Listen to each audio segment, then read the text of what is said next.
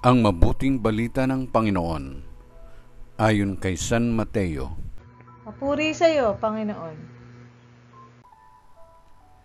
Noong panahong iyon, umalis sa mga Pariseo at pinag-usapan kung paano nila masisilo si Jesus sa kanyang pananalita. Kaya pinapunta nila sa kanya ang ilan sa kanilang mga alagad, kasama ang ilang tauhan ni Herodes.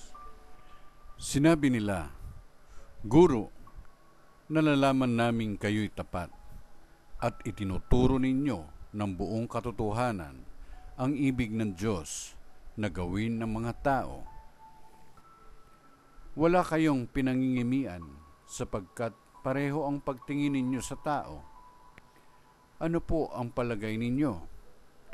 Naayon ba sa kautusan na bumuwis si Cesar o hindi?"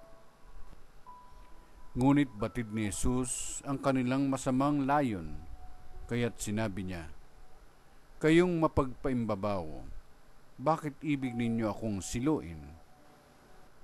Akin na ang salaping pambuwis." At siya'y binigyan nila ng 1 denaryo. "Kaninong larawan at pangalan ang nakaukit dito?" tanong ni Jesus. "Sa Cesar po," tugon nila. At sinabi niya sa kanila, "Kung gayon, ibigay ninyo sa Cesar ang sa Cesar, at sa Diyos ang sa Diyos."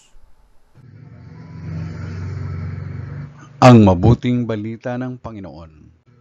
Pinupuri ka namin, Panginoong Kristo.